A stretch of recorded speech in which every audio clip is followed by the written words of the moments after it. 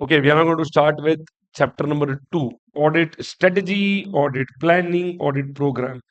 Super simple, super scoring chapter, comes very often in the examination for good chunk of marks. Let's do it. This has very simple 8 plus 8. Audit strategy, audit planning, 8 questions. Audit program, 8 questions. You master 8 plus 8. This chapter is in your control, fully in your control. Okay, you will not lose a single mark in this chapter. Okay. So let's see this. Let's go for it. We are now doing question number 1, benefits of planning. Very simple. So planning helps us to focus on important areas, helps us to resolve potential problems. It helps us in selecting the correct kind of engagement team members, keeping in mind their competence and capability. Third, it helps us to coordinate between the various persons who we have to deal with, like experts, internal auditor. It can be our EQCR, engagement quality control reviewer. It can be various persons.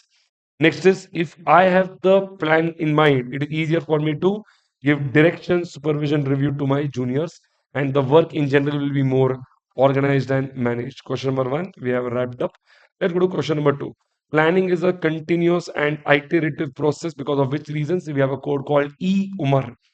Sir, if experts are involved because the business is complex, and in that case, if expert changes the plan, we have to accordingly modify our plan. The legal and regulatory framework, we have to keep an eye on that also. If law changes, maybe the way in which we do the audit may also change. So materiality, we have to always keep an eye there, because sir, if line goes up, then in that case 315 happens. We have to bring it down 330. In that case, perform materiality will also go down. So the amount of work that we have to do will also increase. Okay. Next, analytical procedures, you know very well. Analytical procedures can be done at the planning phase, testing phase, completion phase. Wherever we feel that things are not proper, we may have to do extra work, which is indicated. Things may not be proper because it is indicated by ratios, trends, pie charts, graphs, or any kind of other analytical procedures. Last, risk assessment procedures will include your favorite answer in the world, understanding of the entity and environment, that is REOFINS, not REOFINS, AFRF, regulatory industry factors, object design strategies, financial performance, nature of the entity, selection and application of accounting policies. This is your BD1A for us, base diagram 1A. And finally, we have internal control. Internal control. Next area. Involvement of engagement partner and other key members in planning should be there, so that they will share their insights and experience. Thereby, it will enhance the effectiveness and efficiency of the planning process. You are planning your further studies. In that case, you will have a word with your parents so that they can share their perspective to you. Next is, you will discuss the elements of your planning with the management of the company, so that they can give you again some advice regarding how you can complete the audit in a better manner. Okay. This question number 2. Question number 3, the big elephant of chapter number 2 is this. Okay. Let's start. Planning process. Planning process. Preliminary activity, planning activity. Preliminary activity has 3 points. First is acceptance and continuance of client relationship, ethical requirements including independence and engagement letter.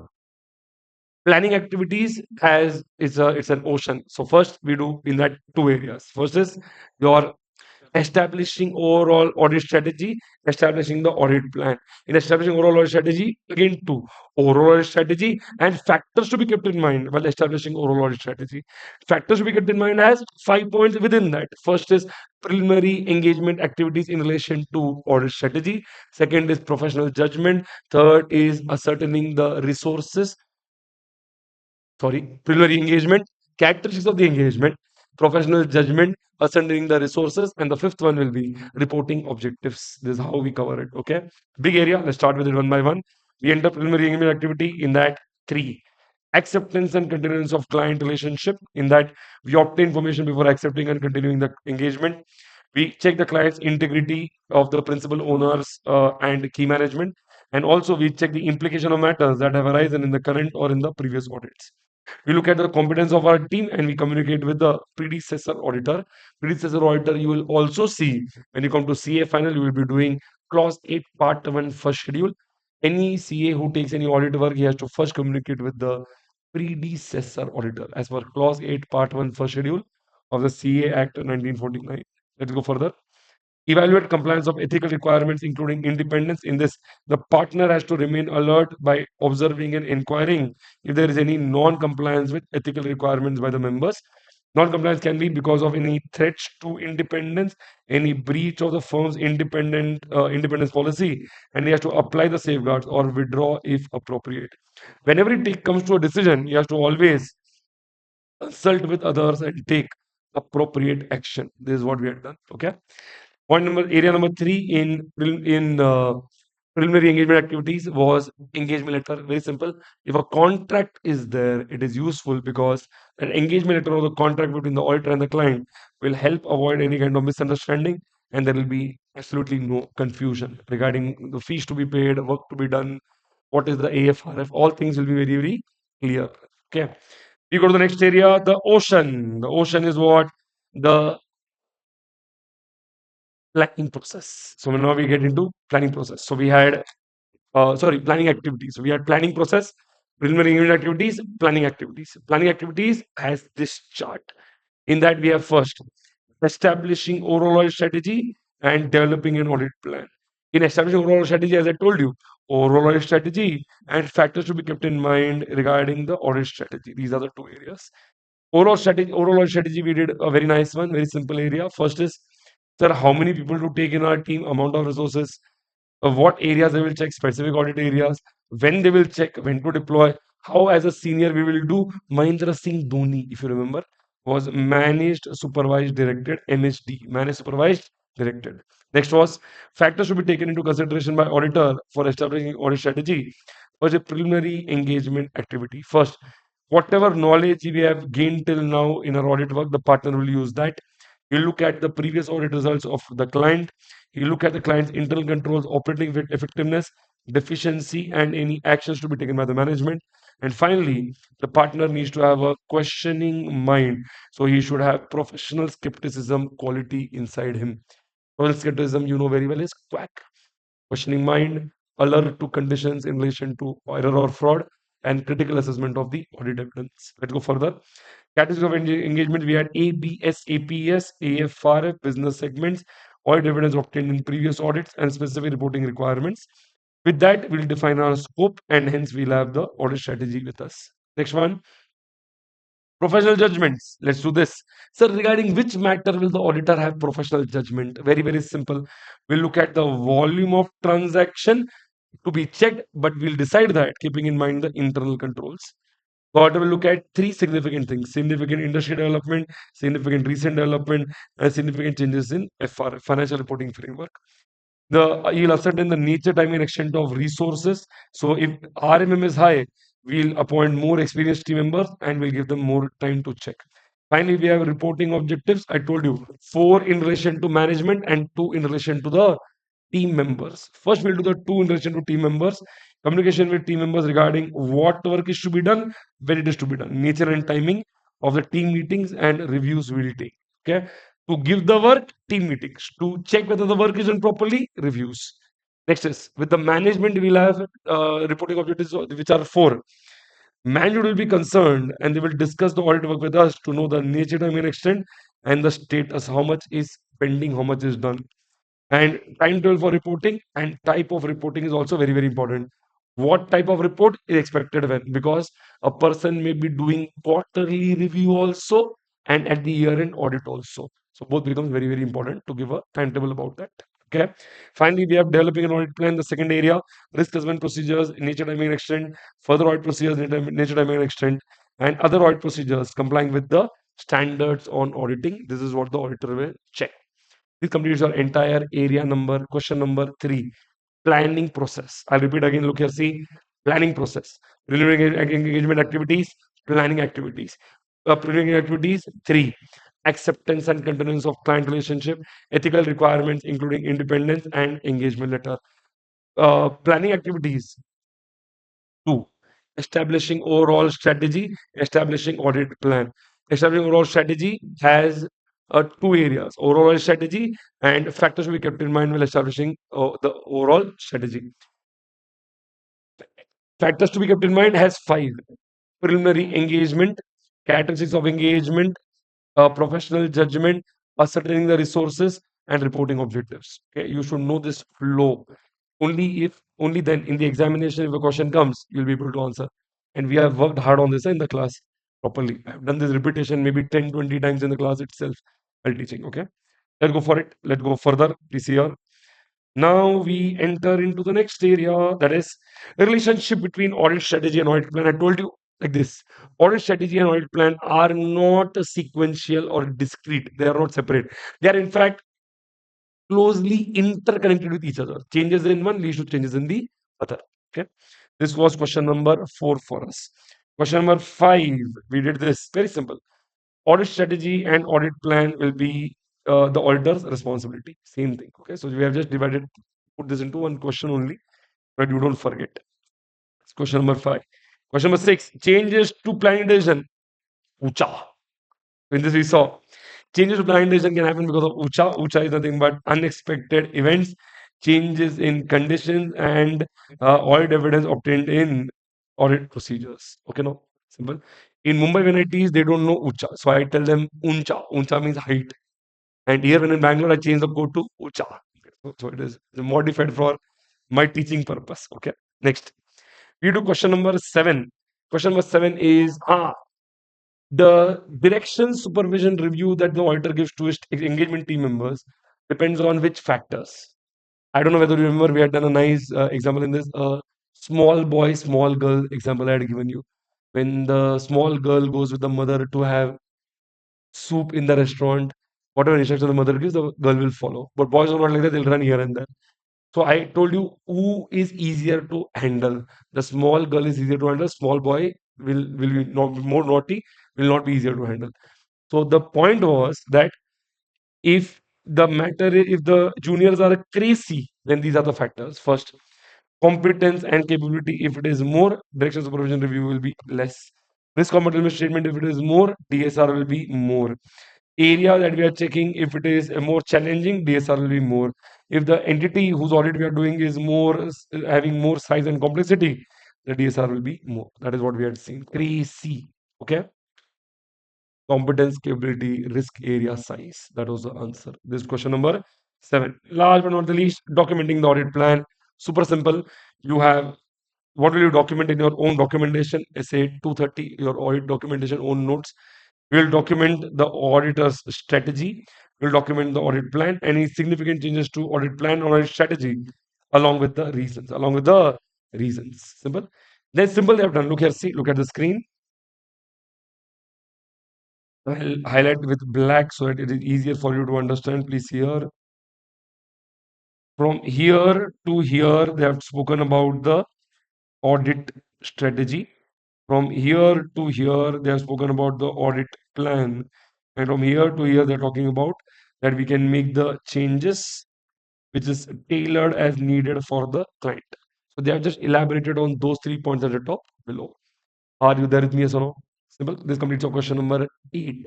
With that, we complete the first part of this chapter, audit strategy and audit planning.